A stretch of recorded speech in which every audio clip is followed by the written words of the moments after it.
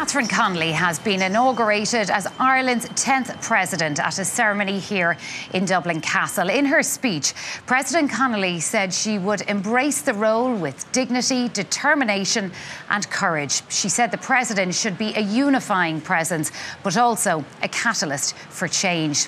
The ceremony was attended by members of the government, former presidents, the judiciary, the First Minister of Northern Ireland, as well as ambassadors and religious leaders. Amidst the soft autumn rain draping firmly this morning, Catherine Connolly emerged to take the final steps on her journey to becoming the country's 10th president. State ceremony was the order of the day as the cavalcade crossed the Liffey on its way to Dublin Castle, where past and present holders of the state's highest offices gathered in the opulent St. Patrick's Hall. After the perfectly pitched sounds of music that evoked ancient traditions, Catherine Connolly solemnly took her oath of office os Gaeilge, in keeping with her strident pledge to give greater prominence to the language during her presidency. Go salúnta is go fíorainneach. Go salúnta is go fíorainneach. Bheith i mo hacha agus i mo dhéidean. Bheith i mo hacha agus i mo dhéidean.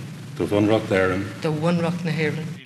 After the formal declaration, a gun salute rang out at Collins Barracks. Then the state's first citizen reflected on the sometimes arduous path to this point. We were led to believe that it was too great a leap, that our ideas were too far out, too left, at odds with the prevailing narrative. Against that backdrop, the new president set out her vision for the next 7 years. The people have spoken and have given their president a powerful mandate to articulate their vision for a new republic. A republic worthy of its name, where everyone is valued and diversity is cherished, where sustainable solutions are urgently implemented, and where a home is a fundamental human right. There was a promise of open and inclusive dialogue across the island of Ireland, one that will be guided by the spirit of the Good Friday Agreement. Catherine Connolly then set out the principles that will underpin her presidency. I believe that the president should be a unifying president, a steady hand, yes, but also a catalyst for change, reflecting our desire for a republic that lives up to its name. At the close of the ceremony, Catherine Connolly's work as president began. Later, she hosted political leaders and guests at Áras an Uachtaráin, where she encouraged them to learn Irish. Micheál Lahan, RTE News. Well, Catherine Connolly's inauguration is the culmination of a political journey that began over a quarter of a century ago in her native city of Galway. Our Western correspondent Pat McGrath has been taking a look back at her career. Born in July 1957, Catherine Connolly grew up in the Shantulla area of Galway. One of a family of 14 children, she attended school in the city before qualifying as a psychologist in the early 1980s. She went on to study law in UCG and became a barrister in 1991. 8 years later, she was elected to Galway Corporation as a Labour Party representative. From early in her political career, she emphasised the importance of social justice and community activism, as well as highlighting long-standing issues around health and housing. The marginalised, despite the apparent level of support now offered to people on the margins, still experience a strong feeling of isolation, lack of worth and an inability to alter their status. The president served a term as mayor of her home city in 2004. Soon afterwards, she indicated her intention to contest the 2007 general election in Galway West. But when Labour opted to field just one candidate in the shape of Michael D Higgins, she left the party and stood as an independent, garnering just over 2,000 first preferences before being eliminated on the 8th count. Building on her city council experience, she ran again in the 2011 general election. That resulted in a marathon count in Galway West, during which she came within 17 votes of taking the final seat. We almost did it, and we did it in a very straight and honest way, and we did it with integrity, and we nearly did it by offering a vision, and we'll come back and we'll do it in the future. That pledge was realised in 2016 when Catherine Connolly was elected to Dáil Éireann on her third attempt, taking a seat that had been held by Labour for over 2 decades. After retaining that seat in 2020, she was elected as the first female Las Ceann Comhairle in the 33rd Dáil. She combined those duties with her role as an independent deputy, serving on a number of Oireachtas committees and regularly contributing to parliamentary debates. It's never too late to undo a bad decision, and this particular one is bad, cruel and unacceptable.